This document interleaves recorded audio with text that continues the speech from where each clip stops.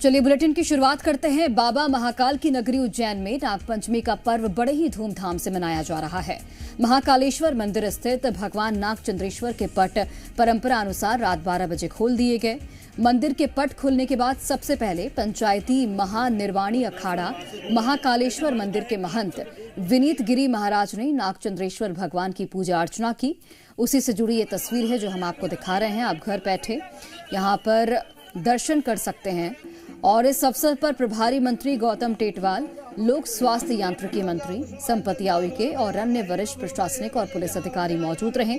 इसके बाद भगवान नागचंद्रेश्वर के दर्शन आम लोगों के शुरू हुए। सुरक्षा के पुख्ता इंतजाम किए गए हैं। सीसीटीवी और ड्रोन कैमरे की मदद से नजर भी रखी जा रही है। तो रात 12 बजे ही कपाट खोल दिए गए थे। साल में एक बार ये कपाट खुलते हैं। हमारे सहयोगी अनिमेश जुड़ गए हैं।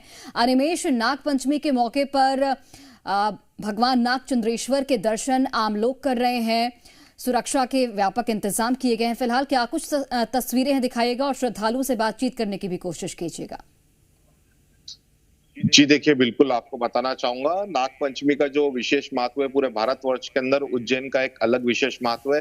आपको बता दें, साल में एक बार जो है नागपंचमी के दिन ही नागचंद्रेश्वर महादेव का मंदिर, जो कि महाकाल मंदिर के शिखर पर स्थित है, उसके पट खोले जाते हैं। आपको बता दें, यहाँ पर जो है महापंचायती निर्वाणी अखाड़ा है जो इसकी पूजन करता है। त्रिकाल पूजन की यह जो विशेष परंपरा है आयोजित की जाती है और लाखों की तादाद में श्रद्धालु जो है वह बाबा महाकाल की नगरी में पहुंच रहे हैं और नागचंद्रेश्वर के दर्शन कर रहे हैं। आपको पता बजे जो है नागचंद्रेश्वर के पट खोले गए। इस मौके पर जो है महापंचायती निर्वाणी अखाड़ा के जो महंत विनीत गिरी महाराज जी थे, उन्होंने इसका पूजन अभिषेक किया। उसके बाद में जो है आरती संपन्न की गई। आपको बता दें, इस जो नागचंद्रेश्वर महादेव का मंदिर है, वहां पर जो है दुर्लभ विग्रह है जो कि पूरे भारतवर्ष में कहीं नहीं है। आपको बता दें, जो नाग देवता है, नाग देवता की जो सप्त रूप में जो है नाग देवता है और उसमें पूरे शिव जी का परिवार विराजित है।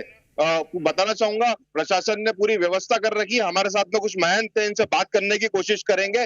गुरुजी, कुछ विशेष महत्व है नागपंचमी का, थोड़ा सा आप सभी को नागपंचमी पर्व की बहुत बहुत शुभकामना। बहुत सुंदर प्रशासक की ओर से एवं महंत जी की ओर से बहुत सुंदर व्यवस्था है और हमें आनंद से नागचंद्रेश्वर के दर्शन हो रहे हैं। जय श्री राम।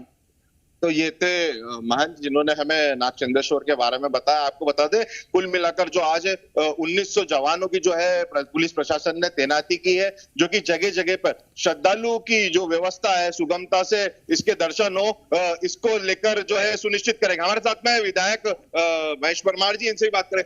क्या कुछ नागपंचमी में दर्शकों को? निश्चित रूप से साल में एक बार बाबा नागचंद्रेश्वर के दर्शन होते हैं। ये ऐतिहासिक पल क्षण होता है जो बहुत भाग्यशाली, जिनके ऊपर सीधी प्रभु की कृपा होती है, उन लोगों को दर्शन होते हैं। निश्चित रूप से मैं हम सब साथियों ने दर्शन किए, पर बाबा महाकाल और भगवान नागचंद्रेश्वर जी से प्रार्थना की कि हमारा मध्य प्रदेश और देश बहुत प्रगति करे, आगे बढ़े, हमारे किसान यहाँ प्रगति करे, पढ़े लिखे शिक्षित नौजवान भाई बहनों को रोजगार मिले, तो सब के ऊपर प्रभु की असीम कृपा बनी रहे। आप देख रहे हैं बारिश हो रही, इंद्र देवता भी आज भगवान के दर्शन करने आए हैं। तो निश्चित रूप से मैं आपके माध्यम से इस पावन पर्व की, सावन माह की, नागपंचमी की, भगवान महाकाल की कृपा से सबको शुभकामनाएं और बधाई। तो निश्चित तौर पर बारिश का समय है और जो है श्रद्धालुओं का तांता जो है बाबा महाकाल के दरबार में नागचंद्रेश्वर आपके पास हमारे सहयोगी रायपुर से सत्यप्रकाश भी जुड़े हुए हैं। सत्यप्रकाश, आप कहां पर मौजूद हैं और नागपंचमी की किस तरह की रौनक आप देख पा रहे हैं? हमारे दर्शकों को दिखाइए। देखिए, मैं प्राचीन बूढ़ेश्वर महादेव मंदिर में मौजूद हूं और बूढ़ेश्वर महादेव मंदिर जो बूढ़ा तालाब, जो पौराणिक तालाब है, उसके किनारे में हैं और स्वयंभू भगवान शिव शंभू यहाँ पे प्रकट हुए हैं और बहुत प्राचीन मंदिर है। वर्षों पुराना इस मंदिर का इतिहास है। चतुर्मुखी ये मंदिर है और पूरे मंदिर की बनावट भी इसी तरह से की गई है। और सुबह से ही आज बहुत तेज़ बारिश है रायपुर में, कल रात से ही, लेकिन बावजूद इसके भक्त यहाँ आ रहे हैं, पूजा पाठ कर रहे हैं।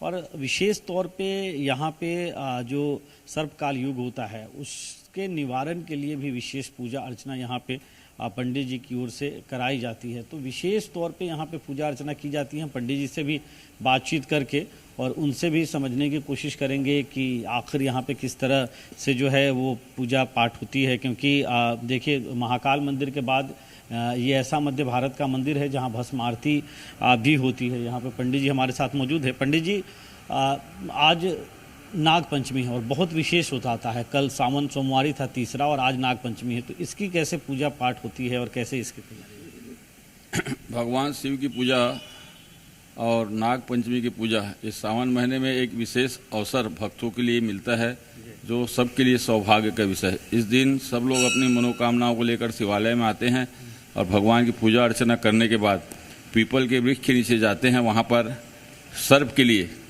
उनके नाम से दोने में दूध भर के रख देते हैं और सर्प देवता की, कई लोग के कुल देवता भी होते हैं सर्प देवता, तो उनके नाम से वहाँ रख कर पूजा अर्चना कर अपनी मनोकामना से उनको भी अवगत कराकर भगवान से प्रार्थना करते हैं।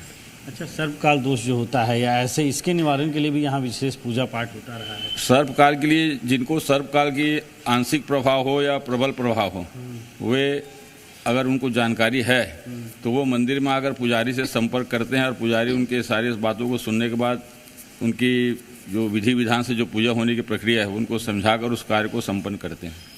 भगवान यहाँ पे स्वयंभू हैं, स्वयंभू शिवलिंग है और प्राचीन है बहुत, मंदिर की बनावट भी इस तरह से, इसके बारे में थोड़ा बताइए। बाबा बुढ़ेश्वर महादेव पहले बूढ़ा देव के नाम से जाने जाते थे।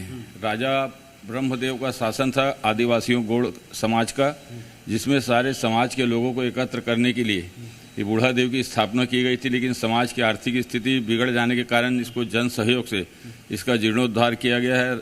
और रही बात भगवान भोलेनाथ की, तो भोलेनाथ वास्तव में बहुत प्राचीन है, जिसका कोई इतिहास नहीं है। अच्छा, पूर्व कलेक्टर, कोई इतिहास भी नहीं है?